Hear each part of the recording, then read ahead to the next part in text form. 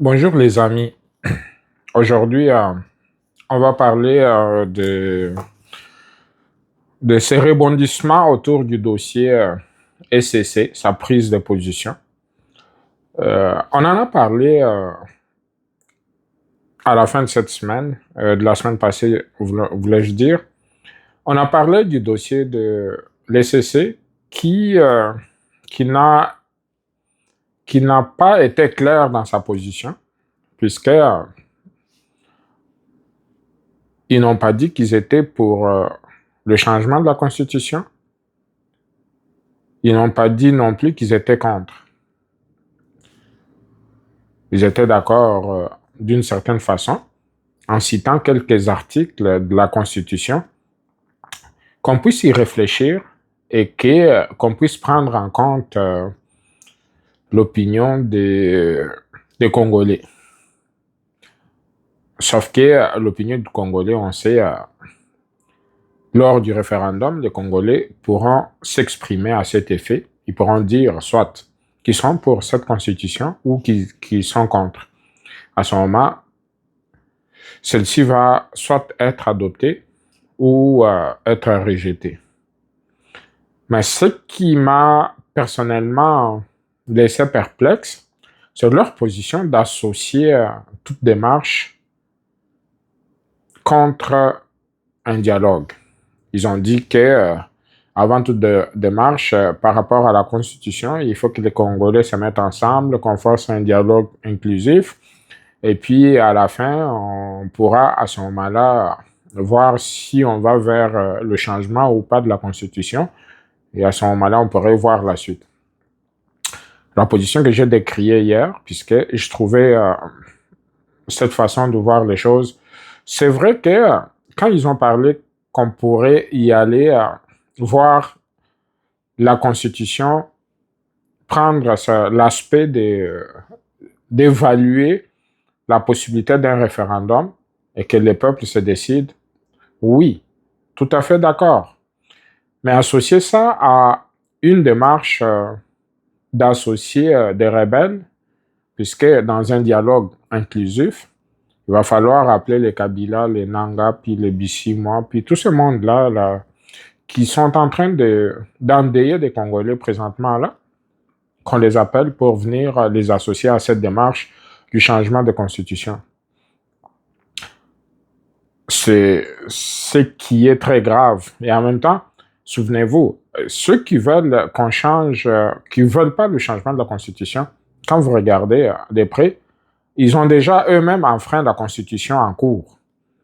Puisque la Constitution, là, à son article 64, l'article que les Fayoulou et autres, sur lequel ils se basent pour faire tous ces brouhahas, cet article stipule que on ne peut pas s'attaquer à un régime ou à un pouvoir établi par la voie des urnes. Et ce qu'ils sont en train de faire, eux, présentement, c'est ils sont en train de s'attaquer à un pouvoir légitime de Félix Tshisekedi. Quand je regarde ça, puis je me pose des questions, c'est ça le bémol de la position de l'SCC. Quant au reste, j'ai bien aimé, puisqu'ils ont dit que c'est au peuple de décider, et ils ont dit aussi que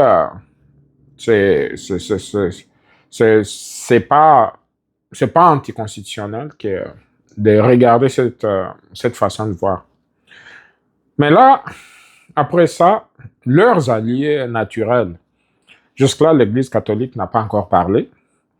On a vu monter au créneau des opposants, de Seth Kikuni de ce monde, de Claude Lubaya, puis de Barbara Zimbi qui parle au nom c'est quoi leur machin là? Euh, leur regroupement que Kabila a créé, puis avant la fin de... En fait, qui a consacré Chadari comme candidat. Et cette structure-là s'est levée aussi pour dire que, écoutez, non, on est contre le changement de la Constitution, puis ceci, cela. Mais cette constitution, ce qu'il faut se dire, puisque quand ceux qui soutiennent que l'article 220 de la Constitution dit que on peut pas, il y a des dispositions intangibles qu'on ne peut pas toucher. Mais ça, c'est à l'intérieur de cette Constitution. Ici, on ne parle pas de retoucher la Constitution. On parle de changer la Constitution. J'aime bien, là, c'est que un des compatriotes, un avocat de Paris, de Lille, un Congolais, qui a toujours dit, et son exemple qu'il a toujours donné, moi, je trouve ça inspirant. Il dit, en clair, que supposons que cette Constitution a ses mécanismes pour réviser, mais elle ne peut pas prévoir son changement. C'est comme quelqu'un qui viendrait avec un téléphone, un fabricant d'un téléphone, il donne son catalogue, puis il donne des directives pour bien utiliser le téléphone. Et si le téléphone est en panne, il y a des directives pour pouvoir réparer ce téléphone. Mais si, malgré tout, vous ne voulez plus de ce téléphone-là, le catalogue ou le mode d'emploi ou la constitution pour réviser ce téléphone-là tombe caduque. Là, vous jetez le téléphone ou vous le donnez à quelqu'un d'autre pour en acheter un nouveau téléphone. Et quand vous achetez un nouveau téléphone, là, ce qui était les directives pour réparer l'ancien téléphone, là, ne s'appliquent plus pour le nouveau téléphone que vous venez d'acheter. Et l'ancien téléphone ne vous interdit pas d'en acheter un nouveau. Mais par contre, l'ancien téléphone vous donne des directives pour réparer ce téléphone-là. C'est la même chose avec notre constitution actuelle, qui est devenue désuète à plusieurs égards. On a vu pendant tous ces cycles électoraux comment on a pu voir les limites de cette constitution-là. Le point majeur, c'est à chaque élection, vous avez pu le voir, pour voter des gouverneurs de province, beaucoup d'argent circule pour mettre des gens qui, au finish, vont être désavoués au fil des années. On a pu voir aussi par rapport aux sénateurs, l'argent circulait pour élire des sénateurs. Et quand tu as ton argent, tu as la possibilité d'acheter 4, 5 députés provinciaux qui vont vous élire et puis vous donner l'argent et puis vous êtes élu sénateur. Et même si le peuple n'est pas d'accord avec vous, puisque vous avez acheté 4 députés provinciaux, vous avez la possibilité de siéger au Sénat. On a vu que tout ça, là, on devait mettre un frein à ça. Puis déjà, réfléchir à la nécessité de continuer à avoir un Sénat. Est-ce que c'était nécessaire? Réfléchir à la possibilité de pouvoir gérer l'ensemble de députés provinciaux, là, puisqu'on voit très bien que c'est de l'argent qu'on gaspille. Ces députés provinciaux-là, qu'est-ce que ça apporte à la nation? Absolument rien, à part déstabiliser les assemblées provinciales et prendre l'argent pour soit lors des désignations des gouverneurs ou lors des élections des sénateurs. En dehors de ça, là, on ne voit pas leur nécessité. Et encore là, ils se font corrompre pour pouvoir accomplir cette tâche-là. Donc, pour moi, je vois, juste en partant de ces quelques points-là, qui sont dans des dispositions intangibles de la Constitution, qu'on est en train de trouver qu'elle est désuète, juste en se basant sur ça, puisque ça fait partie des dispositions verrouillées. Donc, si on touche à ça, automatiquement, cette constitution tombe caduque, on passe à la 4e République et on change. Ceux qui continuent à dire que non, si on change de constitution, puis Tshisekedi va continuer, puis tout ça là, why not? Si les règles tombent à zéro, puis qu'on recommence à zéro, tout le monde, même Kabila, s'il n'était pas poursuivi par la justice, il viendrait concourir comme tout le monde. C'est ça un jeu démocratique. À ce moment-là, le peuple aura décidé si on fait la 4e République ou on continue avec la Constitution actuelle. Donc, c'est au peuple de décider et au peuple seulement. Ça, c'est mon point de vue et c'est le point de vue de la plupart des Congolais. Maintenant, ceux qui se limite à continuer à s'attaquer, comme dans le cas précis, à l'ECC, c'est pitoyable. Quand Barbara Zimbi, qui représente les FCC, donne la position de sa plateforme, on ne sait plus s'il représente Kabila lui-même ou il représente toute la plateforme, quand bien même on sait que le PPRD n'a plus le droit de s'exprimer de façon officielle, puisque c'est un parti qui a été suspendu. On attend la radiation. Donc, en parlant d'autres partis du FCC qui somme toute, ne représentent pas grand-chose dans l'opinion publique, on ne peut même pas parler de ça. Et quand on revient avec la position des autres là, qui pensent que non, les Claudel Loubaya, puis les Seth Kikouni, tout ce monde-là qui n'ont aucun poids politique, puis ils n'ont qu'à attendre le référendum pour approuver ou désapprouver le changement de la Constitution. S'ils sont forts, ils n'ont qu'à mobiliser, puis amener le peuple à décider si on change cette Constitution ou pas. C'est pour l'instant, c'est pas à l'ordre du jour. Et là, j'ai vu ce qui me fait fâcher, puis en même temps qui me désole, c'est de voir leur position de l'opposition, entre guillemets, de Kinshasa, les Martin Fayoulou, les Kabund, Akabund, ou Kabundi, ou Akabundi. Et puis, finalement, on ne sait pas comment il s'appelle, le gars, puisque c'est trop compliqué. Donc, pour revenir à notre mouton, et quand tous ces gens-là, les Fayoulou, les Sessanga, puis se réunissent pour dire que demain, mardi, ils vont aller déposer une plainte contre Félix Tshisekedi de haute trahison. Je ne sais pas, la justice va leur poser la première des questions. Haute trahison par rapport à quoi? Ils vont alléguer qu'il veut changer la Constitution.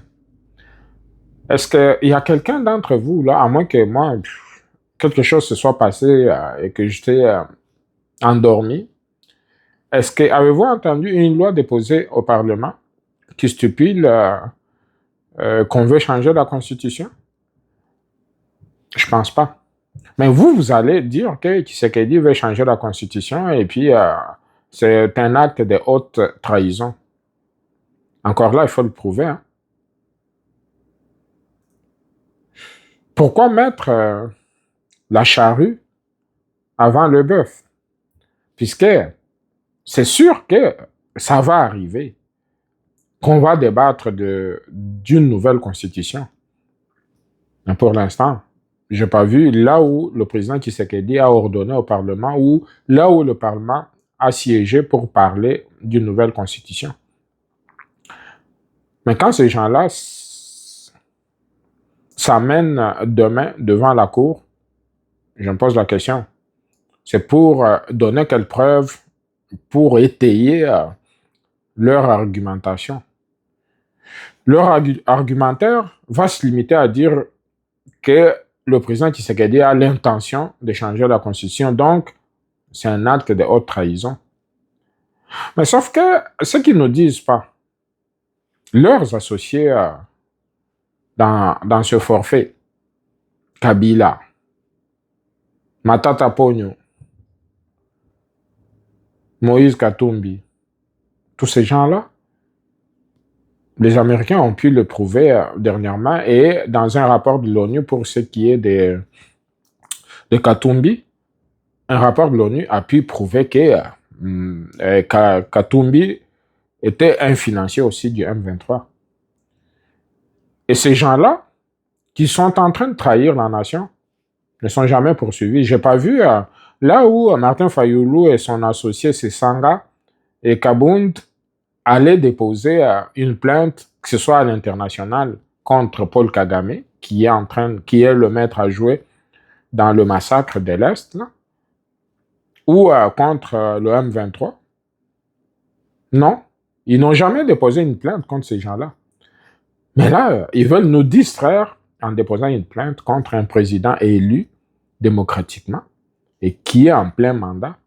et qui a des prérogatives d'initier, par exemple, une révision de la Constitution ou carrément de demander au peuple si on devait changer cette Constitution. Donc, vous comprenez très bien que ces gens-là veulent distraire la population au moment où cette guerre à l'Est est dans un tournant décisif. Vous avez vu cette semaine ce qu'ont fait les Français. Macron qui a dit un peu plus clairement que Tshisekedi devait rencontrer Kagame pour continuer à négocier ou à discuter, pour s'entendre sur un certain nombre de points, entre autres le partage des mines de l'Est du Congo. Est-ce que vous trouvez ça normal? Pas plus tard qu'hier, là, quand les Américains, à travers Rubio, leur secrétaire faisant lieu de Premier ministre ou ministre des Affaires étrangères des États-Unis, quand il a été au Parlement pour dire que les Rwandais ont jusqu'à la mi-juillet pour se retirer des territoires congolais et que Massad Boulos, qui est le conseiller de Donald Trump, qui est revenu là-dessus aussi en tweetant pour dire qu'on s'attend à ce que les Rwandais aient quitté les territoires congolais d'ici la mi-juillet. Et là, on voit un autre Maxime Prévost, le ministre des Affaires étrangères belge, qui sort de ses gonds pour venir nous donner des leçons de morale. Celui-ci vient dire un peu plus clairement que non, oui, on demande aux Rwandais de quitter des territoires congolais. Le Congo doit aussi s'assurer de neutraliser les FDLR. Est-ce que vous comprenez comment ces gens-là se jouent de nous? Eux, ils ont signé leur contrat avec des Rwandais pour des minéraux que le Rwanda n'a pas. Ces minéraux critiques proviennent de l'Est, la République démocratique du Congo, transitent par le Rwanda pour s'échoir entre les mains de l'Union européenne. Et là, ils voient que le Congo vient de signer avec les États-Unis et que dorénavant, ces minéraux-là vont passer par les États-Unis ou vont être contrôlés par des Américains. Ils nous sortent cette affaire-là de commencer à entêter le Rwanda à ne pas quitter le territoire congolais. Non.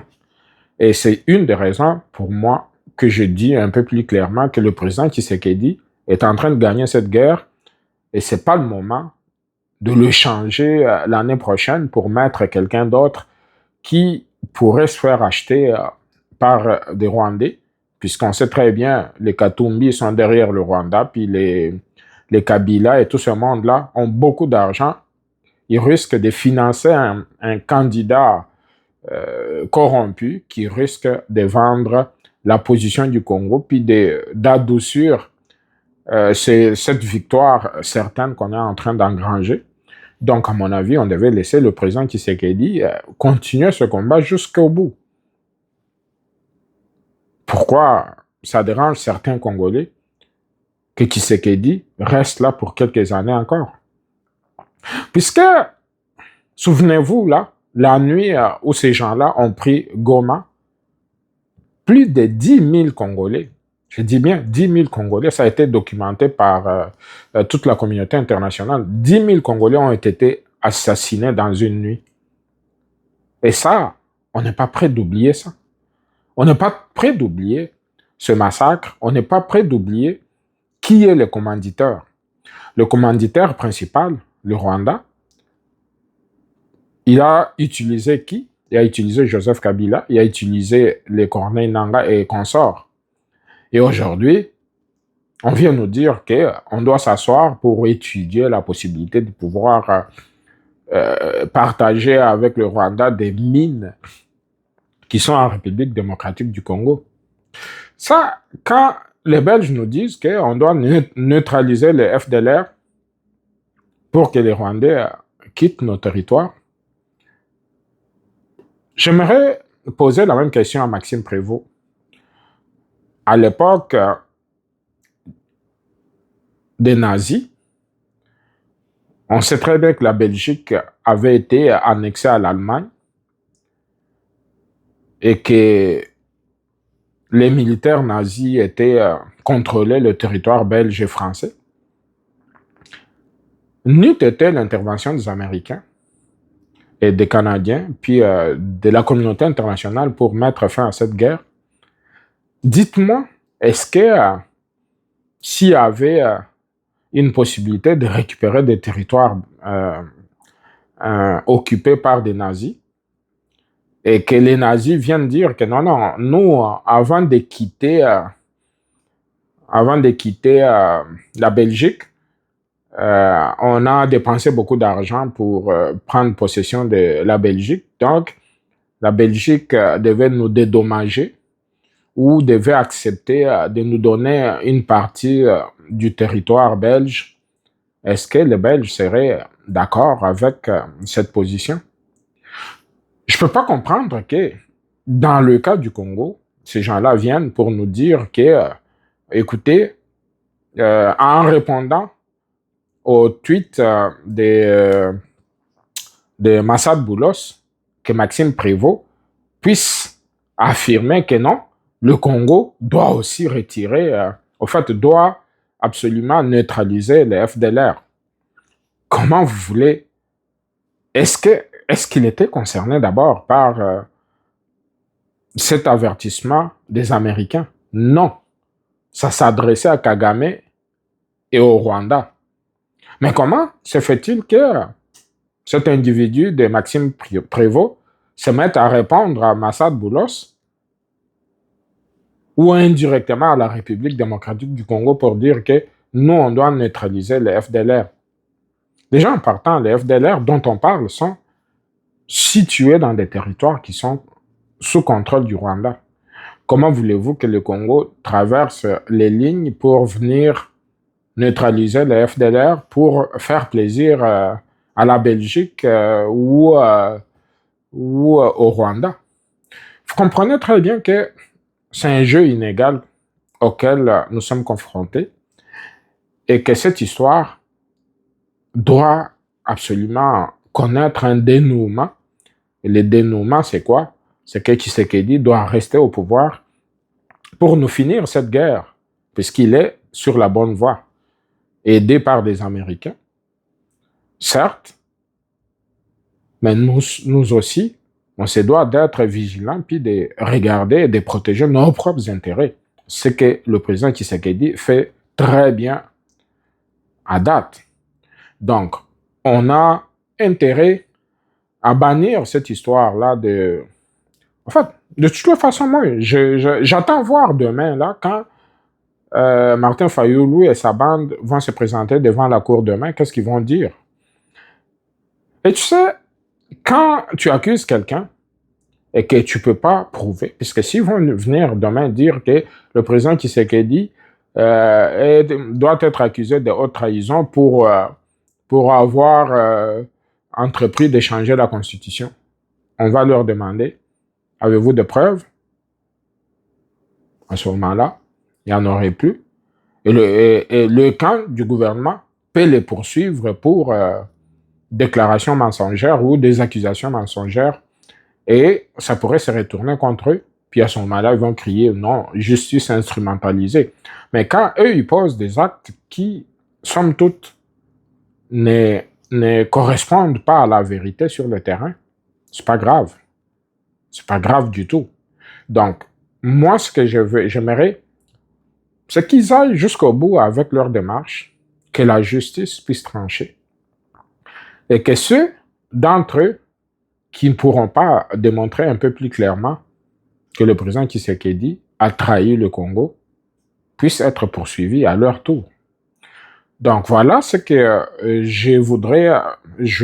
j'aurais voulu partager avec vous.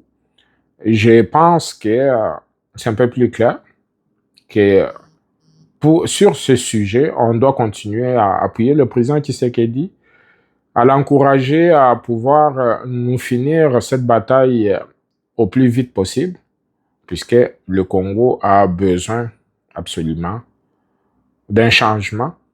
Et ce changement-là, doit passer à tous les niveaux, que ce soit dans le changement de mentalité, que ce soit dans le durcissement de certaines lois, et surtout, rétablir la peine de mort pour des gens qui trahissent le Congo, comme l'a fait Joseph Kabila, qui volent les deniers publics dans les caisses de l'État, qui sont de connivence avec des étrangers pour nuire à notre pays.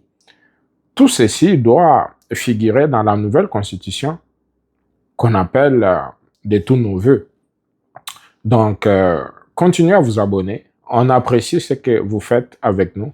Et le Congo, je suis certain que le Congo va gagner et qu'on se doit de faire de tout notre mieux pour qu'on atteigne les objectifs qu'on s'est fixés.